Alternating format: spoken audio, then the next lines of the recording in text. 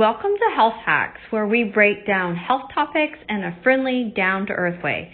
I'm Tara Peterson from Thrive Functional Health in Branson, Missouri, and today we're talking about Hashimoto's thyroiditis. If you or someone you care about has been diagnosed with Hashimoto's, I'm here to tell you that this is not a life sentence.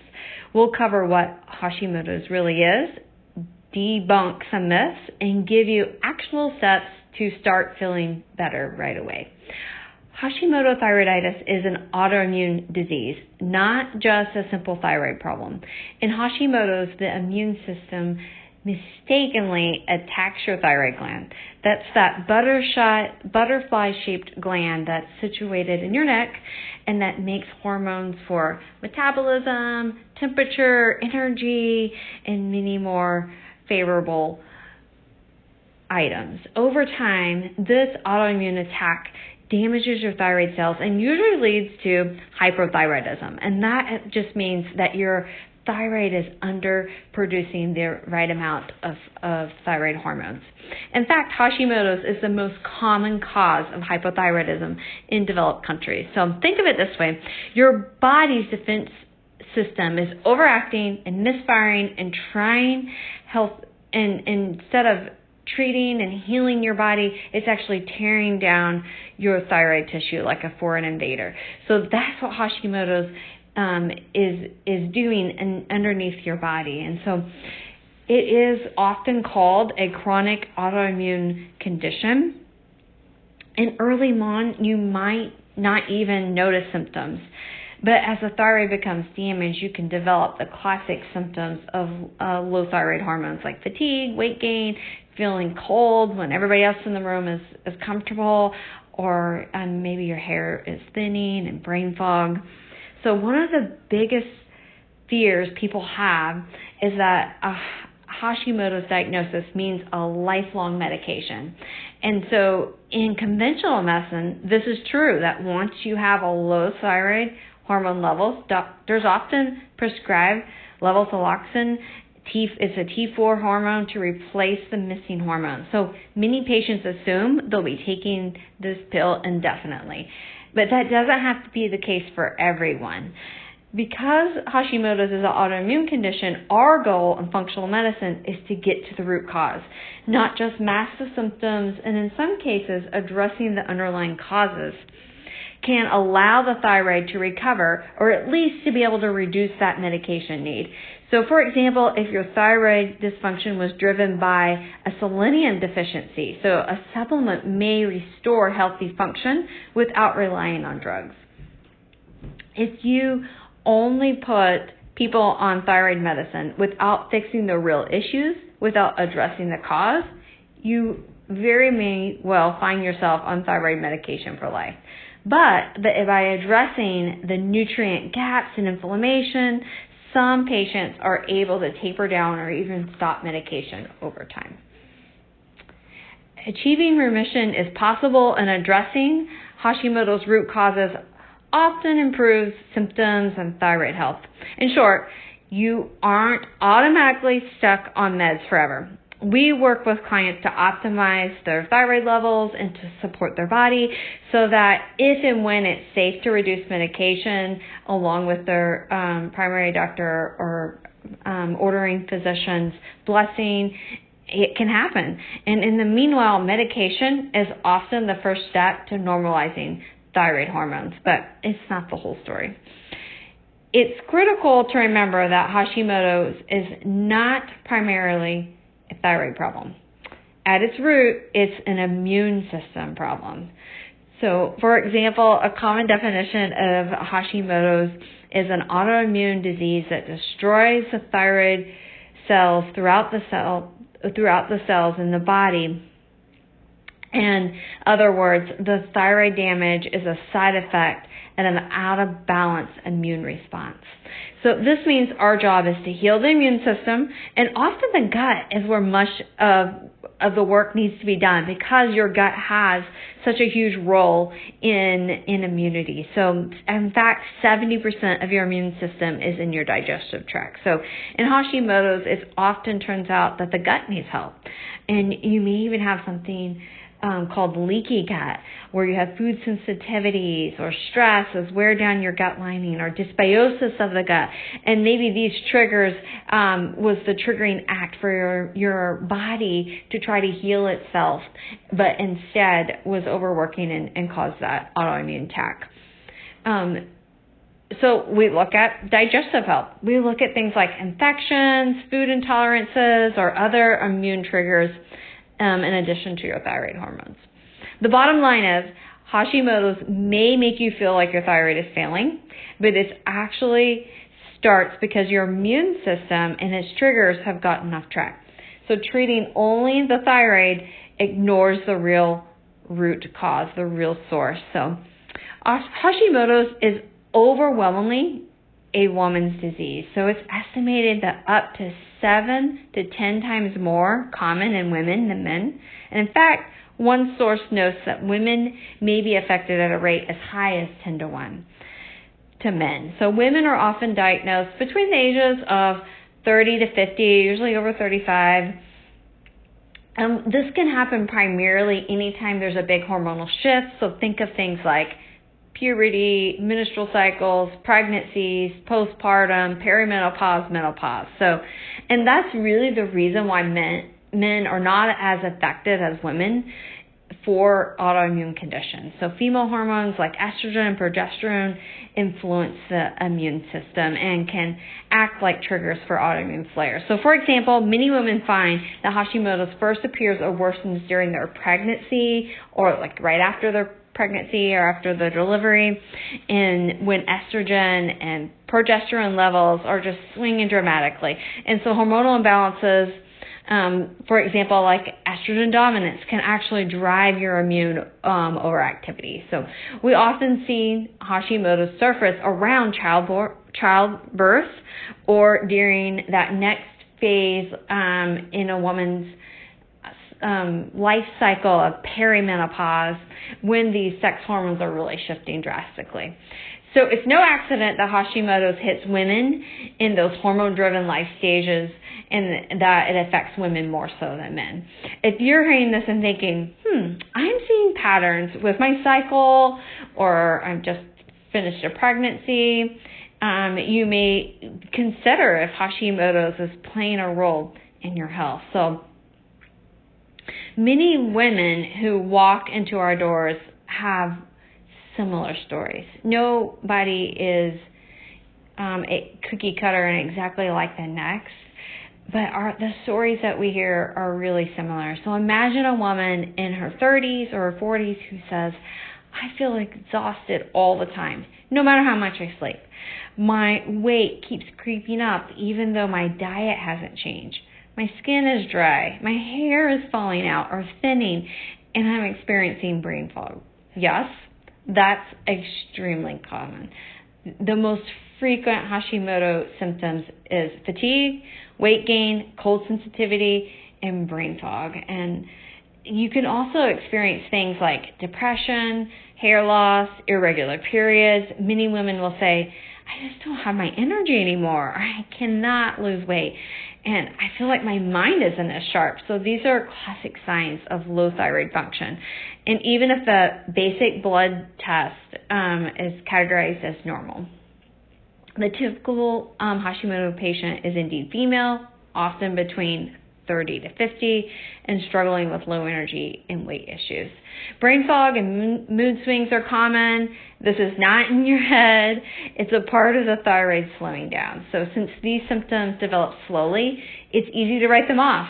You just think, man, I'm getting older, or maybe I'm just really stressed, or maybe it's, I just became a new mom, and so I'm experiencing some normal stages in life, but they're exactly what Hashimoto's can cause. At Thrive Functional Health, I feel honored that so many women trust me to guide them back to vibrant health. And we know this story well, the long struggle of feeling off and dismissed by doctors, and that's why we dig in deep. And it's our honor to really just help guide women and walk them through finding their root cause. And we do testing for that, and then going through protocols and therapies until she feels like her old self again.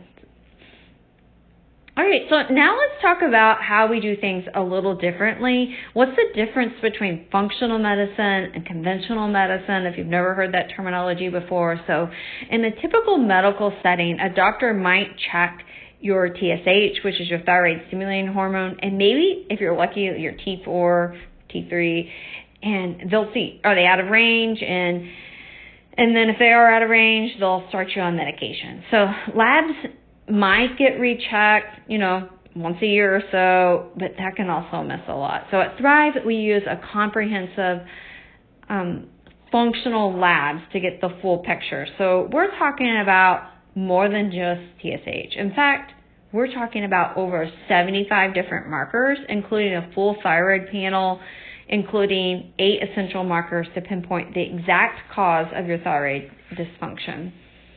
And those 8 markers, they include, we do test TSH and T4 and T3, free T3 and free T4, reverse T3, thyroid antibodies, TPO and TG, and some others that we look at for your thyroid. So this lets us see any hidden issues like poor conversion of T4 to T3 or ongoing antibody attacks that a basic panel would miss. So we also test all those nutrients and the hormone levels. We want to know, is your vitamin D optimal? Is your B12? Do you have an iron deficiency? Maybe you have a lot of stress and your cortisol rhythms are off, or your sex hormones. So we really get a holistic approach to your thyroid. Even when we look at individual lab markers, we use what is called the optimal ranges instead of the standard reference ranges that are as part of your lab review. So, for example, many labs call TSH normal up to 4.5, and ideally where your body would feel its best is between 1 and 3. So we apply this principle to all of the markers that we look at on our test, and we're not just aiming for you to be suboptimal or to be on the edge of optimal. We're really aiming that you would be in those optimal ranges. So in short, conventional care often just watches your lab numbers and then adds medication or slides it up or down when things look low. Functional medicine dives deeper. We catch that dysfunction early, sometimes before full-blown hypothyroidism, which is amazing when we can catch something early and prevent it, and then we can tailor that treatment to you and as according to your labs. One thing I like to teach about for autoimmune conditions in general, whether it's Hashimoto's or other autoimmune conditions that we see women and men really struggle with, is called the autoimmune web. So this is just finding those triggers that cause that autoimmune condition. And so some common triggers that we will see, and we can uncover these through laboratory testing, is, and usually it's not just one, there's usually multiple, but the web includes the chronic stress, infections, diet, environmental toxins, gut health, and how these interact with each other. So for example, chronic stress can be a silent saboteur, and when you're in constant fight or flight, your cortisol and other stress hormones are out of balance, which weakens your immune regulation. And in functional medicine, we actively manage stress with actual protocols like breathing exercises, meditation, yoga. We may use some supplementation or some adaptive herbs when we need to, because stress reduction is a key therapy in breaking that autoimmune cycle. We also look for food sensitivities. Gluten, for example, is closely linked to Hashimoto's, and a lot of people, and in some women, even a gluten-free diet can dramatically lower their thyroid antibodies. Dairy, and there's other common allergens that can fuel inflammation, and we often find that pinpointing and eliminating reactive foods through either testing, we have that option, or through using an elimination diet can really quiet or dampen that immune response on your thyroid. Then there's the gut. Dysbiosis, that's bad bacteria, gut overgrowth, or either good bacteria in the wrong places, or just imbalances in those good and bad bacteria, leaky gut, which where those food sensitivities or stress has worn down that wall in your gut lining, and it could allow particles or bacteria to break into your bloodstream, triggering that inflammation and then immune flare-ups.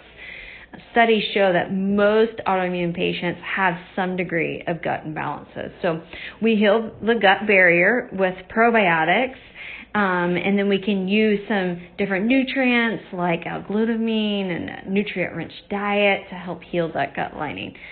Another thing that we'll look at in the autoimmune web is environmental toxins. So are you being exposed to things like mold or chemicals or heavy metals, which can drag down your liver detox pathways and confuse the immune system? And then we address those with some liver support. We can do a liver detox or some supplementation, and by also looking at how can we reduce those exposures at home. So other triggers that can include infections like looking for viruses or infection, or maybe H. pylori, hormonal changes like we mentioned earlier, or even unchecked inflammation like blood sugar swings. All of these can create a perfect storm that can tip someone into an autoimmune condition. In functional medicine, we unravel this web for each person. So we look for those personal triggers. What stress have you been under? What infections or gut issues might have kicked this off? Do you have some food sensitivities? And so by untangling this web, we can attack the problem at its roots. So what I love to, before we wrap up, is just give you some really practical steps that you can take away and start right away today. So if Hashimoto's is on your mind, get comprehensive testing. Ask for more than just TSH and T4. At Thrive we run the extensive panels, over 75 markers, including a full thyroid panel, and a detailed blood test can reveal nutrient deficiencies. And then looking at things like your stress levels and your infection levels and your inflammation levels. So don't just settle for those normal basic labs. Work with a practitioner or schedule an appointment with us so that we can get you the testing that you need. Support your adrenals and manage stress. So chronic stress feeds autoimmunity. Actively manage it with real strategies. So we don't just tell you, okay, well, don't be stressed, because that's really not helpful, but really give you some guidelines and some practices that you can start right away. So this might mean that you need to start right now leaning into some breathing exercises or meditation, or try some yoga, any repetitive motion like walking, praying, and these are going to be great for your reducing that fight or flight response and help balancing out your cortisol. Also, you want to focus on good sleep, aim for 7 to 8 hours, but if you do have an autoimmune issue, don't be surprised if you even need a little bit more during your healing process. And then you can also make sure that you're getting that good bedtime routine in and that good quality of sleep. Check your blood sugar. See if it's stable. See if you're seeing spikes. Anchor your meals with protein so that you can avoid large glucose snacks or spikes. And then these steps will help support your adrenal health, and then also help with your managing blood sugar. And there's a lot of ways that we like to help patients with managing blood sugar. We can use some tools to help you see if that's an issue or not, or do testing. Okay, this is the third tip that you can take home right away. Start right now. Write it down. Eat an anti-inflammatory diet. So remove those common inflammatory foods. So especially gluten, wheat, and extra sugars. Focus on whole, nutrient-dense food. A gluten-free diet, for example, has been shown to significantly reduce thyroid antibodies in some people. Fill your plate with vegetables and high-quality proteins and healthy fats and gentle spices. Avoid processed foods, trans fats, and excess seed oils. Consider elimination diet or paleo AIP style approach for a few weeks to see what foods your body does best with. And each of these tips is something that you can begin immediately. You can get those labs ordered. You can try a meditation app or a yoga class for stress. You can start cooking some healthy meals, and each of those small steps really adds up. So thanks for joining me today on Health Facts. If you have questions or you want to share your own story, please reach out. Let's connect soon. Until next time, I'm Tara Peterson with Thrive Functional Health, and I love helping you rewrite your health story one step at a time. If you would like to connect with us, you can do so. You can find us at our website, thrivecfh.com, or you can look in the show notes to schedule an appointment. Until next time.